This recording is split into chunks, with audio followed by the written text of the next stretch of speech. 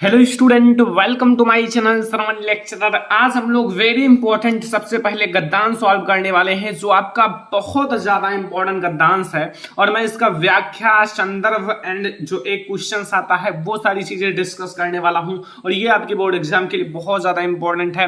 तो सबसे पहले आओ हम इसे पढ़ते हैं। सबसे पहले आप ये जान लो किस चैप्टर से लिया गया, इसके लेखक कौन है। तो वो मैं आपको पहले ही बता देता हूं, क्योंकि मैं आपको पढ़ा रहा हूं तो ऐसे में जरूरी है। तो ये है भारतीय संस्कृति से, जो आपकी बार आपके लिए वेरी इंपॉर्टेंट चैप्टर है। ठीक है, भारतीय संस्कृति, जिसके लेखक कौन है, डॉक्टर राजेंद्र प्रसाद। तो आइए हम लोग पढ़ते हैं।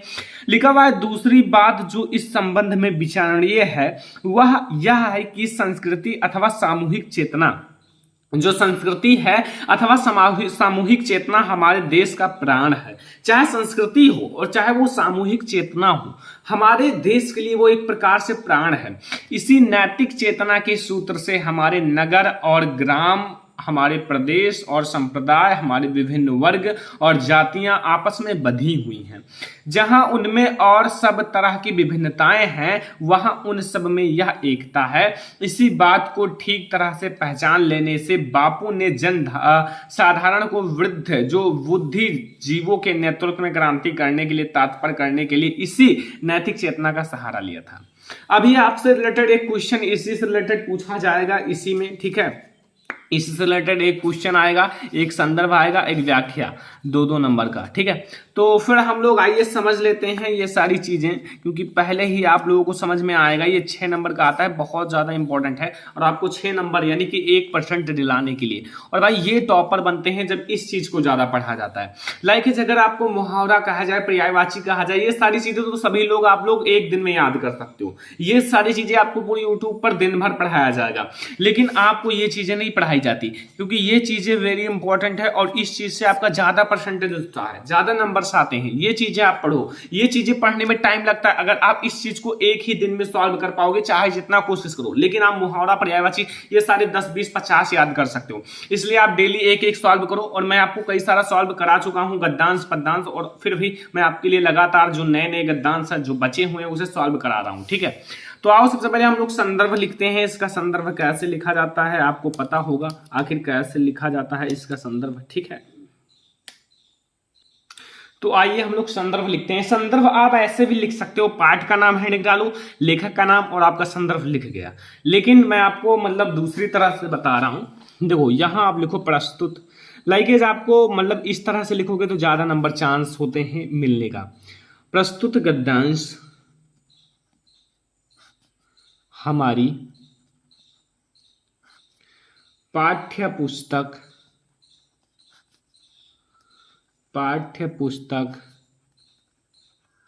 गद्य खंड, पाठ्य पुस्तक गद्य खंड के। अब देखो मैं आपको जैसा बता रहा हूं ऐसा भी आप, जैसे भारतीय संस्कृति है तो यहां आप भारतीय संस्कृति, पाठ का नाम क्या है, भारतीय संस्कृति। ओके, भारतीय संस्कृति नामक निबंध से अवतरित है।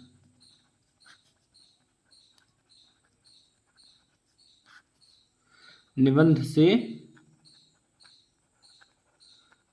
अवतरित है। इसके लेखक कौन है, डॉक्टर राजेंद्र प्रसाद। देखो पाठ का नाम अगर आपको कंफर्म है कि यही है तो आप ब्लैक से लिखना, अगर आपको कंफर्म नहीं है तो आप लोग ब्लू से उसी में लिख देना। क्योंकि जब कंफर्म नहीं होगा, अगर आप ब्लैक से लिख दोगे तो ऐसे में दिक्कत ये होता है, आपका गलत है तो मतलब उतना नजर नहीं करेगा इसी में ब्लू पेन से लिखने से। तो यहाँ आपका भारतीय संस्कृति आपका चैप्टर का नाम है, जिसके लेखक डॉक्टर राजेंद्र प्रसाद हैं। ठीक है, आ जाओ हम लोग इसका मतलब व्याख्या देख लेते हैं।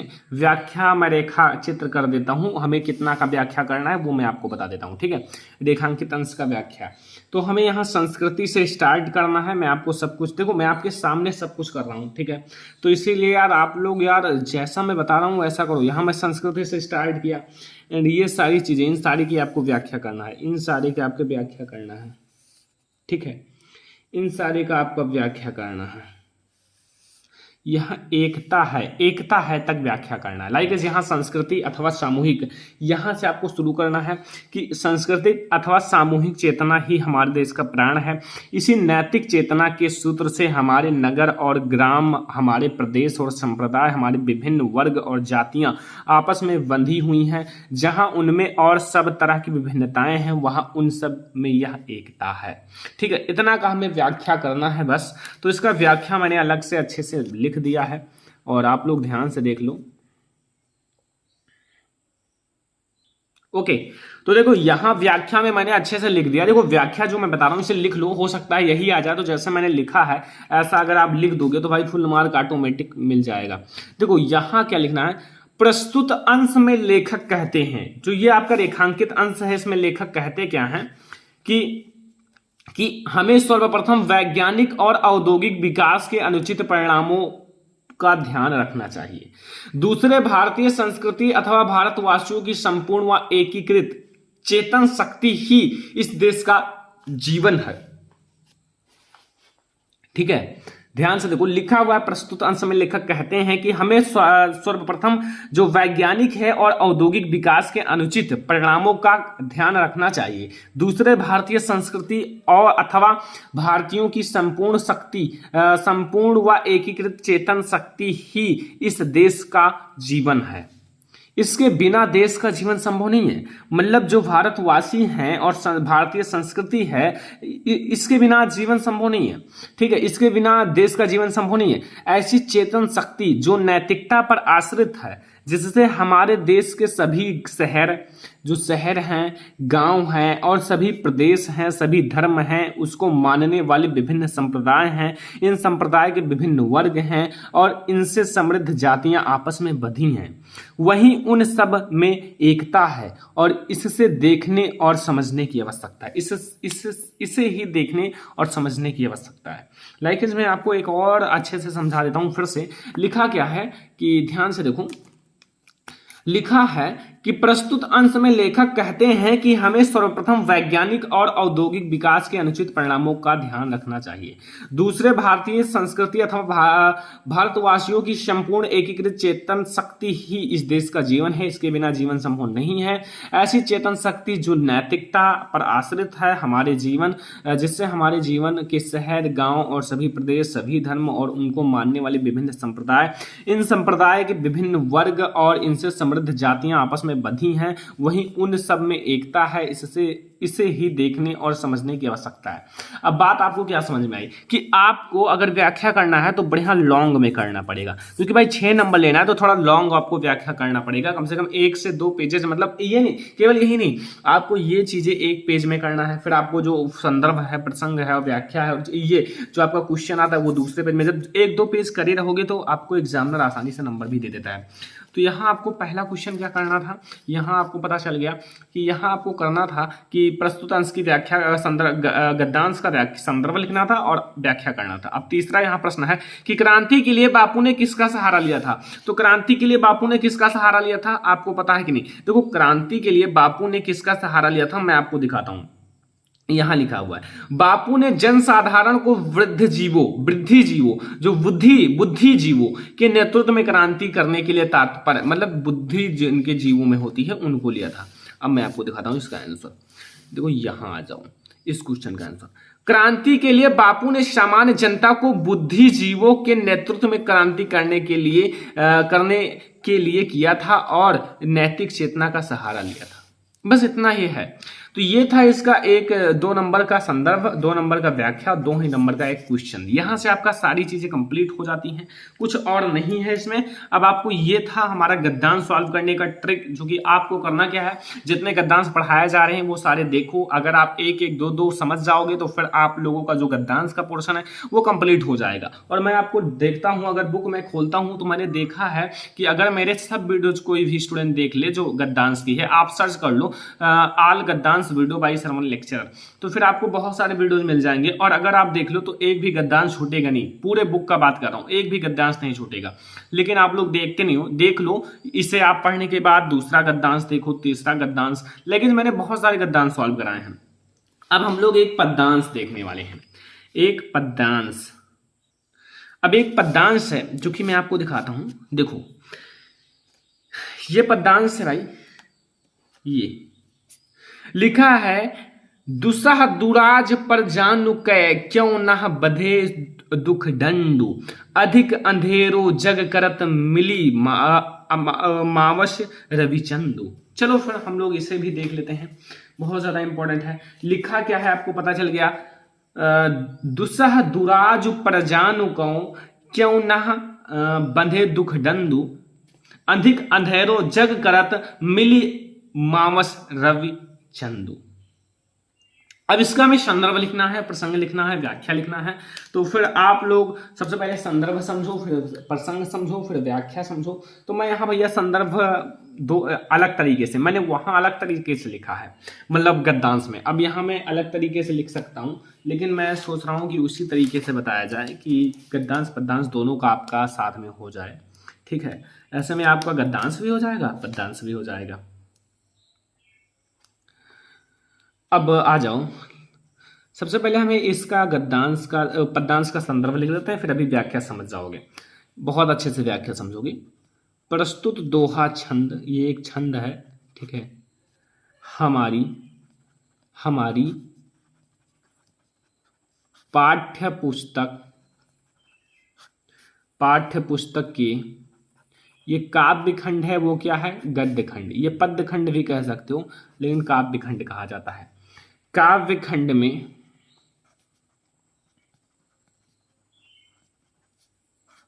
संकलित, अब यहां पाठ का नाम लिखना है तो भैया ब्लैक पेन का यूज करो। भक्ति नीति, भक्ति नीति शीर्षक से अवतरित है, शीर्षक से अवतरित है, ठीक है। जिसके कवि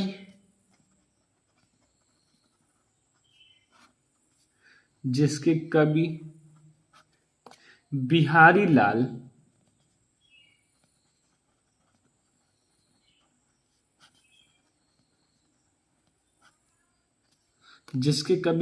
लाल हैं। बस इतना ही आपको लिखना है कि प्रस्तुत दोहा हमारी छंद हमारी पाठ्य पुस्तक के काव्य खंड में संकलित भक्ति नीति शीर्षक से अवतरित है, जिसके कवि बिहारी लाल हैं। अब प्रसंग आपको क्या लिखना है इसमें, मतलब किसके बारे में बताया गया है, तो वो अगर आप इसका व्याख्या करोगे तब जान पाओगे। तो व्याख्या तो ऑटोमेटिक आपको पता होगा, नहीं पता अगर आप चैप्टर पढ़ रहे हो इसका तो भाई व्याख्या क्यों नहीं पता है, पता होगा। अगर नहीं पता है तो फिर अभी पता चल जाएगा। छंद में सॉरी, हाँ सही, चलो फिर मैं बता देता हूँ, कोई दिक्कत नहीं। चलो फिर से मैं लिख देता हूँ। प्रस्तुत दोहा में दो राजाओं के शासन से उत्पन्न कष्टों का वर्णन किया गया है। मतलब दो राजा अगर एक ही मतलब शहर में हो, एक ही देश में हो, तो ऐसे में बहुत ज़्यादा कष्ट होता है, क्योंकि दो लोगों का मन एक जैसा नहीं होता। अगर भाई एक मतलब ये एक लोग जनता को परेशान करेंगे तो दूसरा राजा दूसरे जनता को। तो ये था, हम व्याख्या देख लेते हैं। तो वो व्याख्या समझ जाओ, मैं आपको समझाता हूँ, फुल्ली फाइनली आपको समझ में आ जाएगा। देखो लिखा क्या है कि ये आपको समझ में आया, ये आप पढ़ लो फिर ये समझो। प्रस्तुत दोहे में कवि बिहारी कहते हैं कि एक ही देश में दो राजा के शासन से प्रजा दुख और कष्ट संघर्ष अत्यधिक बढ़ जाता है। अगर एक ही देश में दो राजा होंगे तो दोनों की अलग अलग सोच होंगी, दोनों को अलग अलग चाहत होंगे, दोनों के अलग अलग सब कुछ रहेंगे। लाइक अगर उनको एक किसान को परेशान करना है तो वो दूसरे किसान को परेशान करेंगे, यानी कि दो लोग परेशान होंगे। अगर वो चाहते हैं, मतलब देखो राजा कोई कोई अच्छे होते हैं, कोई कोई बुरे भी होते हैं, तो दुहरे शासन में प्रजा उसी प्रकार दुखी रहती है जिस प्रकार अमावस्या की रात्रि। देखो बहुत सारे लोग सोचते हैं अगर सूर्य और चंद्रमा एक साथ निकल जाए तो अभी बहुत तगड़ा मतलब धूप हो जाए, बहुत तगड़ा मतलब लाइक बहुत ज्यादा रोशनी हो जाए, लेकिन अमावस्या की रात में सूर्य और चंद्रमा एक ही राशि में मिलकर संसार को गहरे और गंभीर अंधकार से पूर्ण कर देते हैं। इतना ज्यादा गहरा अंधकार कर देते हैं कि अकेला जितना नहीं होता उतना तो दोनों मिलकर और ज्यादा हो जाता है। तो ऐसे में जिस प्रकार एक राज्य में दो राजा शासन करके दो जनता के दुख कष्ट को और बढ़ा देता है, उसी प्रकार सूर्य और चंद्रमा एक साथ अमावस्या के रात्र में निकलकर जो अंधकार है उसे और ज्यादा कर देते हैं। तो यही है व्याख्या, आप थोड़ा समझ लिया करो, फिर आप संदर्भ प्रसंग लिख लोगे। तो यहाँ से ये था हमारा आज का इंपॉर्टेंट गद्यांश और पद्यांश। हिंदी का बहुत ज्यादा इंपॉर्टेंट टॉपिक है। यहाँ से अगर आपको ये वीडियो पसंद आया हो, लाइक करना, शेयर करना अपने फ्रेंड्स के साथ, चैनल पर नया हो सब्सक्राइब कर लेना। चलो फिर मिलते हैं अगले वीडियो में, तब तक के लिए धन्यवाद।